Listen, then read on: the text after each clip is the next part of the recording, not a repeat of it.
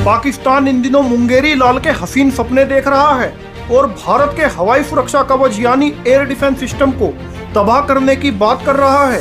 फतह 2 rocket system 400 kilometre range तक हदफ को निशाना बना सकता है।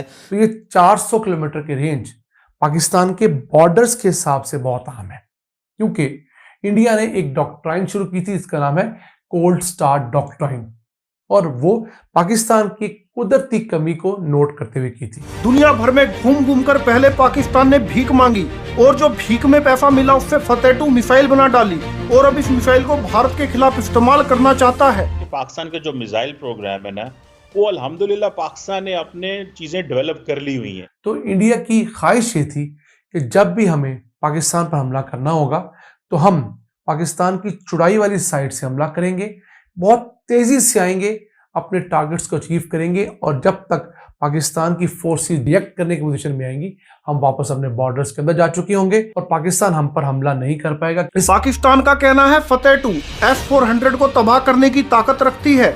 मतलब ये तो वही बात हो गई कि चींटी हाथी को चुनौती दे रही है, पर पाकिस्तान ये ना भूले कि चींटी हाथी को सिर्फ कहानियों में ही हरा सकती है, सच में नहीं। पाकिस्तान तकरीबन 3000 किलोमीटर तक हम मार करते हैं। देखिए, हमारा जो प्राइमरी टारगेट है वो इंडिया है, हमारा प्राइमरी टारगेट कोई नहीं है। हमने अपना न्यूक्लियर प्रोग्राम हो या मिसाइल प्रोग्राम हो, काजी साहब प्योरली अगेंस्ट इंडिया है। हमने किसी और मुल्क के खिलाफ हमारा किसी किस्म की कोई जारियत करने का या हम कुछ नहीं, सिर्फ ये डिफेंसिव छोटे छोटे एटमी हथियार तैयार किए। इसी तरह हमने ये फतह 2 फतह 1 के मिसाइल लॉन्च किए जो कि थोड़े से एरिया में प्रिसाइजली टारगेट के साथ हिट करेंगे, फौरी तौर पर इनको लॉन्च किया जा सकेगा। और अगर खुदा न खास्ता कभी कोल्ड स्टार डॉक्ट्राइन के जरिए इंडिया आता भी है तो हम फौरी तौर पर रिएक्ट करेंगे और उनको तबाह करेंगे। जय हिंद दोस्तों, अमेरिका के थिंक टैंक की एक रिपोर्ट आई है जिसमें उन्होंने भारत को चेतावनी देते हुए कहा है कि पाकिस्तान भारत के S-400 को तबाह कर सकता है और जो पाकिस्तान की मिसाइल है फतेह 2 वो बेहद खतरनाक है और भारत के S-400 को भेदने में सक्षम है। और यहाँ अमेरिकी थिंक टैंक ये कह रहा है कि अगर भारत और पाकिस्तान के बीच कोई संघर्ष होता है तो 95% चांस है कि पाकिस्तान की फतेह 2 मिसाइल भारत के S-400 को भेज देगी और इस मिसाइल को पाकिस्तान भारत के S-400 के बिल्कुल सामने ही तैनात कर रहा है। अब मुझे ये समझ नहीं आया कि भैया अमेरिका ने कहाँ ये टेस्ट करवाया जिसमें फतेह 2 ने S-400 को भेज दिया हो, मतलब कहीं तो होगा ना उस टेस्ट का वीडियो, तो भाई वीडियो भेज दो। तो यार ये जो अमेरिका का थिंक टैंक बातें कर रहा है ना, ये बस ऐसे ही छोड़ रहा है, क्योंकि अमेरिका खुद भारत की बढ़ती हुई ताकत से डरा हुआ है और वो चाहता है कि भारत पाकिस्तान से थोड़ा सा डरे और रूसी हथियारों पर भरोसा थोड़ा कम करे, जिससे अमेरिका को फायदा हो। क्योंकि ये बात सब जानते हैं कि S-400 रूस में बना हुआ है और इससे अमेरिका खुद डरता है, क्योंकि अमेरिका के पास इसका कोई तोड़ ही नहीं है। तो बस S-400 की मार्केट को खराब करने के लिए अमेरिका ऐसी ऐसी बातें कर रहा है कि भैया देखो S-400 के तोड़ की मिसाइल तो पाकिस्तान जैसे देश ने बना ली, तो कोई दम नहीं है इसमें, इसे मत खरीदना बिल्कुल भी। पर पूरी दुनिया जानती है कि S-400 क्या चीज़ है और पाकिस्तान की फतेह 2 क्या है। भैया कोई भरोसा नहीं है पाकिस्तान की फतेह 2 का, भारत की तरफ छोड़ेंगे और लाहौर में गिर जाएगी और किसी को पता भी नहीं चलेगा। तो दोस्तों, इसी पाकिस्तान की घातक मिसाइल पर आज की एक खास वीडियो। तो चलते हैं वीडियो की तरफ और देखते हैं पाकिस्तानी मीडिया इसके बारे में क्या कह रहा है। जय हिंद। नॉर्मली ऐसी सहूलियात आम रॉकेट सिस्टम में नहीं हुआ करती।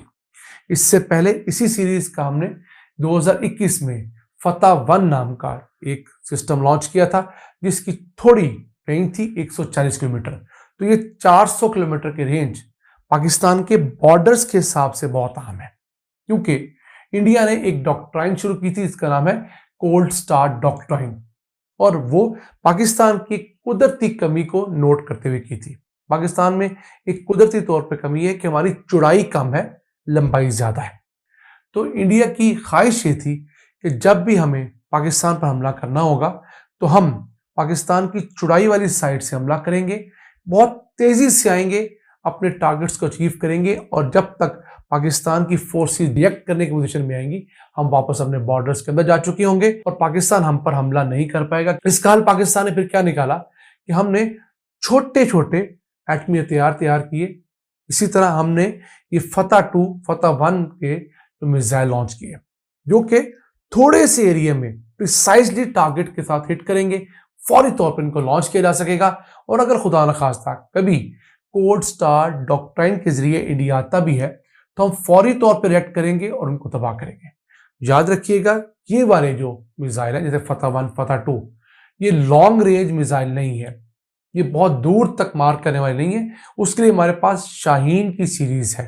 तो ये फतह सिस्टम बॉर्डर्स को सिक्योर करने के लिए, बॉर्डर से 400 किलोमीटर के अंदर ऐसी मिलिट्री बेसिस जो पाकिस्तान के लिए खतरा हो, मिलिट्री के काफिले, फिर उनके मिसाइल लॉन्चिंग साइट्स जहां से पाकिस्तान पर मिसाइल हमला होने का खदशा हो, फिर दुश्मन के airports, air bases, air strips या रेडार्स, इस तरह की चीजें जो 400 किलोमीटर हमारी बाउंड्री के साथ साथ करीब करीब वाक़ हो, जहां से वो हमला कर सकें, तो वो हम टारगेट कर सकते हैं। और 400 किलोमीटर एक अच्छा खासा फासला होता है, जिसे तय करने के लिए दुश्मन को कम से कम 5-6 घंटे तो लगते हैं।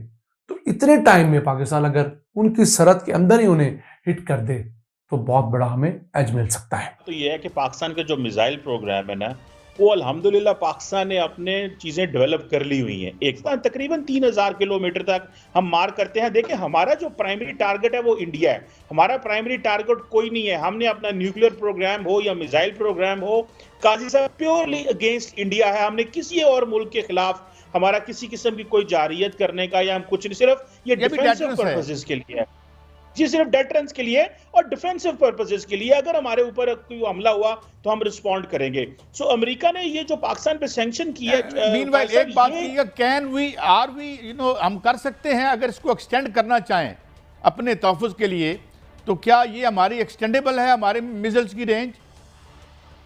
देखें जी, हमारे पास जो हमारे जो इंजीनियर हैं, हमारे जो साइंटिस्ट हैं, वो बिल्कुल कर सकते हैं और कोई पता नहीं हो भी। लेकिन जारी बात है, हम जो जैसे हमने बात की कि हमने डेटरेंस शो करनी है, हमने कोई ऑफेंसिव पर्पसेस के लिए या प्रेस्टीज के लिए नहीं। जिस तरह इंडिया ने रिसेंटली इंटरकॉन्टिनेंटल बैलिस्टिक मिसाइल का टेस्ट किया जो कि 5000 से 8000 किलोमीटर तक जाता है, यूरोप और अफ्रीका तक जाता है। सो पाकिस्तान ऐसी कोई चीजें नहीं करता जिससे खित्ते के ममालिक ये महसूस करें या दुनिया ये महसूस करे कि इसके बहुत बड़े एम्बिशियस हैं। सो हमारा मसला सिर्फ और सिर्फ अपने नेशनल इंटरेस्ट को, अपनी आवाम को और अपने मुल्क को प्रोटेक्ट करना है।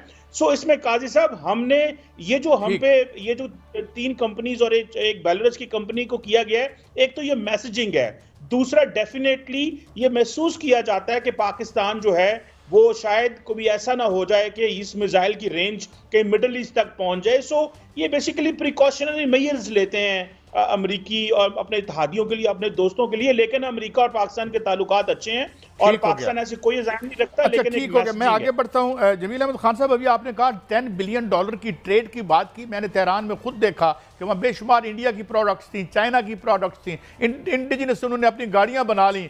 सैंक्शन जो है वो मुझे लगता है कि बाय डिफ़ॉल्ट उनको उसका फ़ायदा ही हुआ। तो क्या हमारे इतने स्पाइन है, इतनी हमारी ताकत है लीडरशिप में कि हम कहें भाई हमारी ज़रूरत है, हमने काम करना है, हम आपके साथ हैं, हम आपके जो वाइटल इंटरेस्ट के खिलाफ नहीं जाएंगे, बट लेट अस सर्वाइव। तो ये बात कितना गुंजाइश है, कितनी बात हो सकती है अमेरिका से, जावेद अहमद खान साहब?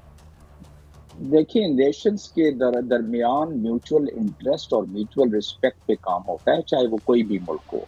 पाकिस्तान की अपनी डिप्लोमेसी हमने बात कर ली, वो अपनी ताकत के लिहाज से आगे बढ़ाते हैं, लेकिन उसमें यकीनन एक डायनामिज्म का अंसर होता है।